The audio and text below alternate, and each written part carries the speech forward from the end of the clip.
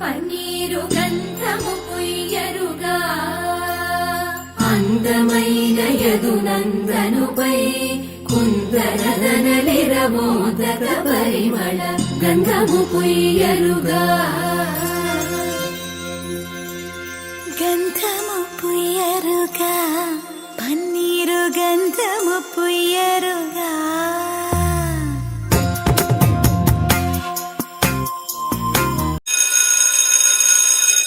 മഴ പെയ്ത് തോർന്നു നിന്ന ആകാശം.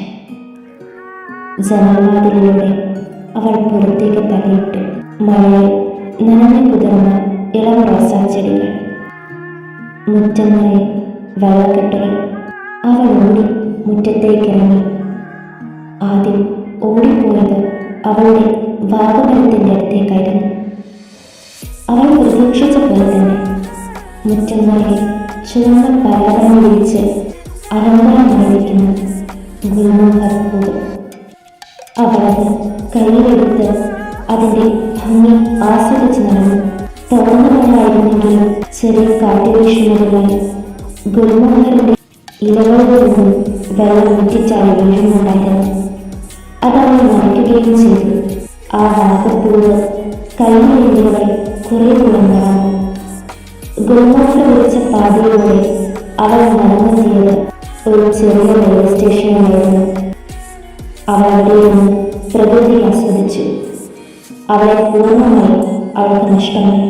അവൾ ആ മനോഹര ലോകത്ത് അലിഞ്ഞു ചേർന്നു. എന്നാൽ അതിൻ്റെ സമയത്തെ ആയുസ് കൊടുക്കാതെ അവളുടെ സ്വപ്നത്തിന് തടയിട്ടുകൊണ്ട് തീവണ്ടിയുടെ കാഹളം അവളുടെ കാതുകളിൽ മുഴുകി. അവൾ കണ്ണുകൾ തുറന്നു. തൻ്റെ മുന്നോട്ട് പോകുന്ന തീവണ്ടിയെ നോക്കിയിരുന്നു. കാറ്റിന്റെ ശക്തിയാൽ താഴെ നിന്നുള്ള ഗുൽമോഹർപ്പൂക്കൾ അവളുടെ മുഖത്തിൽ തട്ടിപ്പുണർന്നു. ആരും അവളെ തേടിയെത്തുന്നത് പോലെ.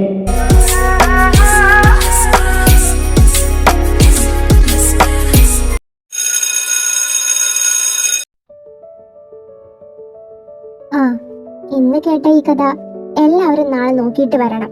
നാളെ വിശദമായി നമുക്ക് നോക്കാം. അപ്പോൾ ബൈ സ്റ്റുഡൻസ്.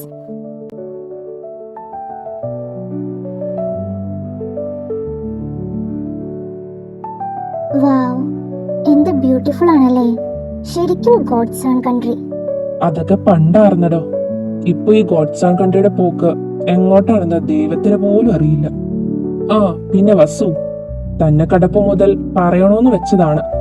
തന്റെ ഏകദേശം സിമിലർ ഫേസ് ആണ് എന്റെ അങ്കിളിനും. ആഹാ, എന്താ വസു, നിന്റെ അപര നമ്പർ 1 വന്നല്ലോ.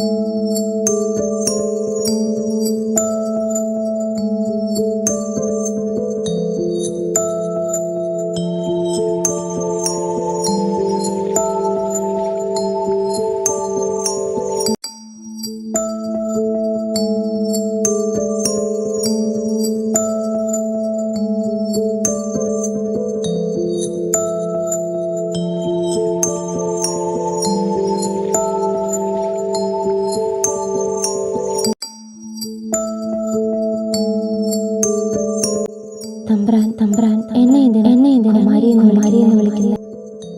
മറ്റുള്ളവരിൽ നിന്നും നീ എനിക്ക് പ്രിയപ്പെട്ടതാണ് കുമാരി. വേണ്ട തമ്പ്രാൻ. എനിക്കറിയാം തമ്പ്രാന്റെ ഉള്ളിൽ എന്റെ സ്ഥാനം എന്താണെന്ന്. അത് നടക്കില്ല തമ്പ്രാൻ. അതൊന്നും ശരിയാവില്ല. നീ ഇപ്പോൾ പൂർണ്ണമായും എന്റെ സ്വന്തമാണ്. ഇനി ഒരു ശക്തിക്കും നിന്നെ എന്നിൽ നിന്ന് പിരിക്കാൻ സാധിക്കില്ല. തമ്പ്രാ വരും. നിനക്കായി എത്ര കാത്തിരിക്കേണ്ടി വന്നാലും നിന്നെ തേടി ഞാൻ വരും. തമ്പ്രാ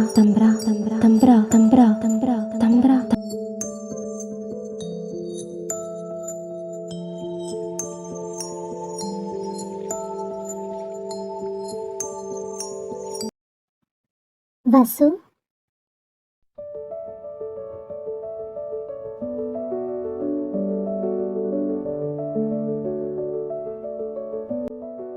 ആ ആരിത്? ഇതപ്പോ വന്ന്?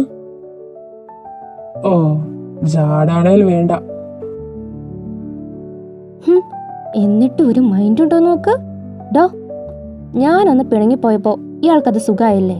ഞാൻ അതാ തിരിച്ചു വന്നേ. അല്ലാതെ പിണങ്ങി പോയപ്പോ ഞാൻ വന്ന് വിളിക്കാത്തതുകൊണ്ടല്ല വരാതിരുന്നേ. പോടോ, ഇയാൾ പോ. ഞാൻ പോവാ എന്റെ വീട്ടിലേക്ക്. ആ, പൊക്കോ പൊക്കോ. ബൈ. ടാ. ഓ, ഞാൻ പോണില്ല. മാറേ.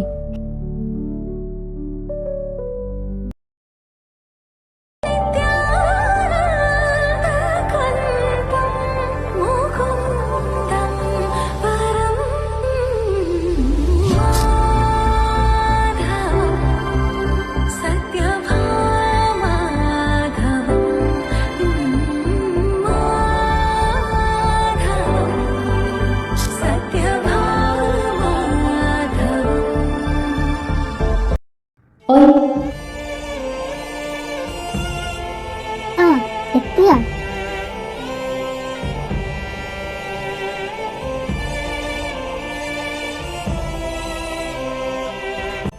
വീട്ടിൽ പോയില്ലേ? ആ, വീട്ടിൽ പോയിട്ട് കുളി കഴിഞ്ഞ് വേഗം ഇങ്ങോട്ട് ഓടിയതാ. നിന്നോട് സംസാരിച്ചിട്ട് ബാക്കി എന്തും നോക്കാന്ന് വെച്ചു. എന്നാ വേഗം വീട്ടിലേക്ക് വിട്ടോ, ഒരതിഥി തേടി വന്നിട്ടുണ്ട്. അതിഥിയോ? അതാരാ? ചെല്ല് ദേവി, ചെന്ന് കാണൂ.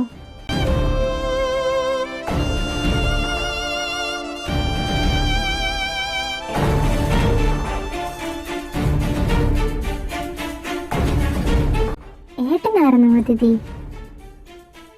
ആ, നീ എവിടെയായിരുന്നു? കണ്ടില്ലായിരുന്നല്ലോ. ആ ഏട്ടാ, ഞാൻ ക്ലാസ് കഴിഞ്ഞ് നേരെ കാവിലേക്ക് പോയതാ. ആ പിന്നെ 2 പേർ കൂടെ വന്നിട്ടുണ്ട്.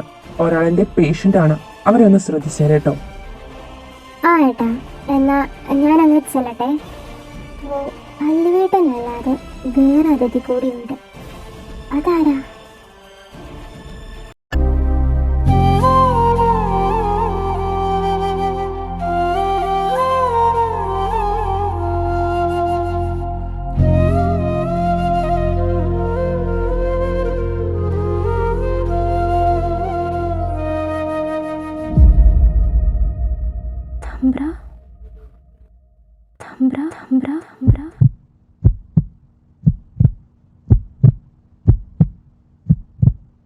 എന്താടാ? ഒന്നുമില്ല, ഞാനിപ്പോ വരാം.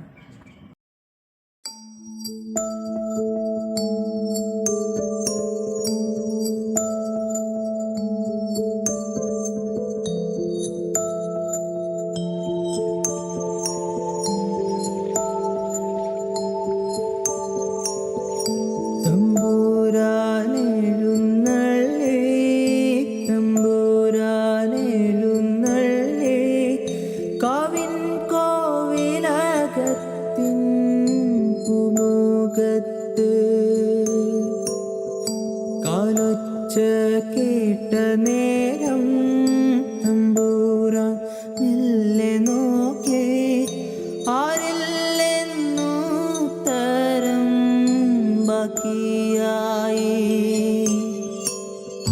തമ്പൂരാൻ നടന്നതും ദിക്കുകൾ സാക്ഷിയായി.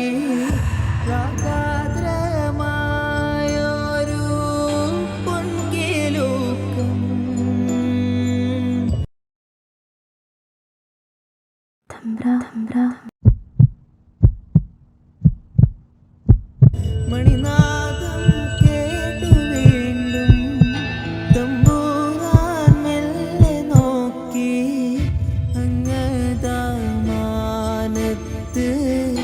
തമ്പൂരാൻ. വസു,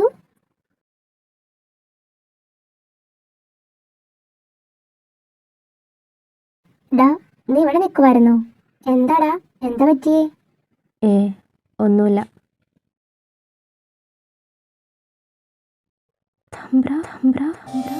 കുങ്കുമനിറ സൂര്യൻ ചന്ദനവേല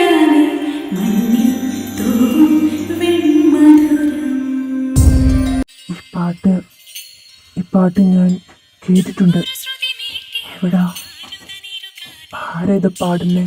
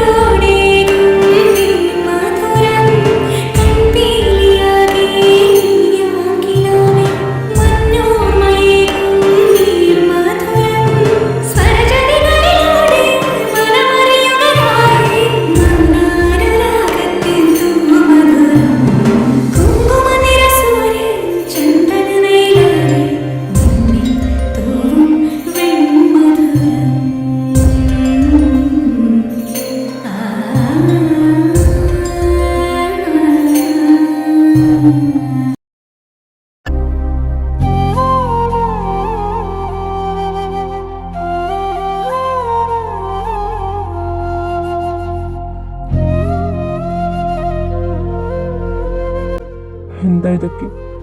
എനിക്കൊന്നും മനസ്സിലാവണില്ല. ഞാൻ എനിക്കെന്താ പറ്റുന്നേ? എല്ലാം സമയമാകുമ്പോൾ മനസ്സിലാവും തമ്പ്ര. ഇപ്പോൾ തമ്പ്രാൻ ഇവിടെ ഇരിക്കേ.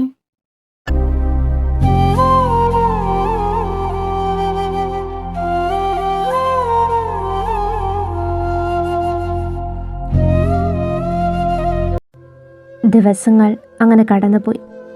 സഹ്യയ്ക്ക് എല്ലാം തിരിച്ചു കിട്ടിയ സന്തോഷമാണ് ഉണ്ടായത്.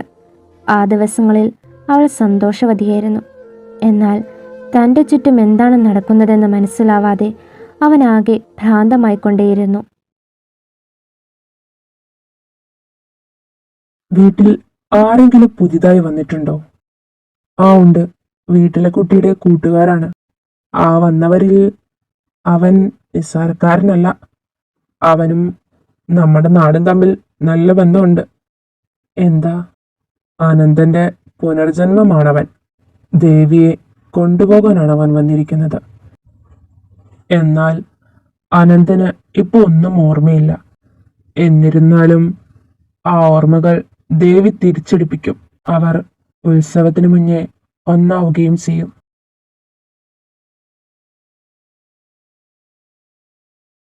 പ്രാർത്ഥന, എന്താ ഇത് ഇത്ര ആൾക്കൂട്ടം? ഇവിടുള്ള ആ സഹിയില്ലേ, അവൾ ദേവിയാണത്രേ. അങ്ങനെ എന്തോ പറഞ്ഞു, എനിക്കൊന്നും മനസ്സിലായില്ല. ദേവിയോ? കൊണ്ടു മെനഞ്ഞതുപോലൊരു സുന്ദരി നിൻമണിമാറത്ത് കണ്ണുകളെന്തിനുടക്കി വലിക്കണ ചുണ്ടകളായി നിൻചാരത്ത് അന്തിമയങ്ങി വെളുക്കണ സമയത്ത് കൺമണി നീ എൻ വലയിൽ പൊന്മുത്ത്.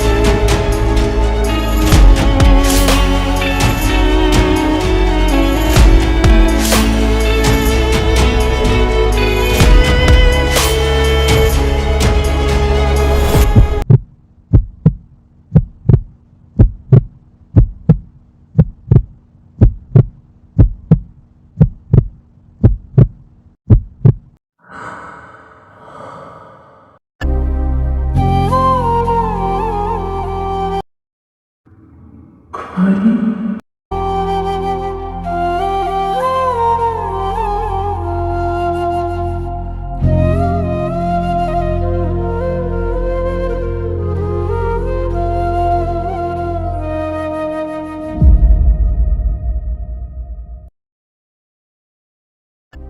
കുമാരി,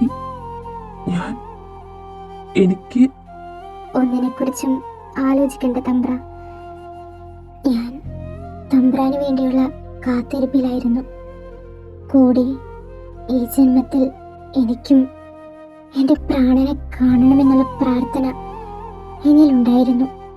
അതെനിക്ക് സാധിച്ചു കിട്ടി തമ്പ്ര. എനിക്കങ്ങേ ഇപ്പൊ കാണാൻ സാധിക്കുന്നുണ്ട്. തമ്പ്ര, ഈ ജന്മത്തിലെങ്കിലും എന്നെ വിട്ടു പോകല്ലേ. കുമാരി, ഇല്ല. പിന്നീടുള്ള ദിനങ്ങൾ അവരുടെ മാത്രമായിരുന്നു. ആരെയും ഭയക്കാതെയുള്ള ദിനങ്ങൾ. അവർ പരസ്പരം പ്രണയിച്ചു. നൂറ്റാണ്ടുകളുടെ കാത്തിരിപ്പാണ് ഇപ്പോൾ കൺമുന്നിൽ നിറഞ്ഞു നിൽക്കുന്നത്. അവർ അതിൽ ഒരുപാട് സന്തോഷിച്ചു. അങ്ങനെ അവരുടെ വിവാഹം വന്നെത്തി.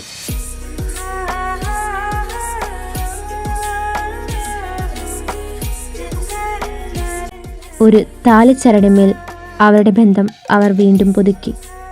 അനന്തന മാത്രമായി അവളുടെ ശ്രേഷ്ഠയെ, അന്ന് സാധ്യമാകാതെ പോയതിനെ ശ്രേഷ്ഠയ്ക്ക് വാക്ക് കൊടുത്തതുപോലെ കാത്തിരിപ്പിനൊടുവിൽ അവർ പുനർജനിച്ചു, പുനർജീവിക്കുന്നു.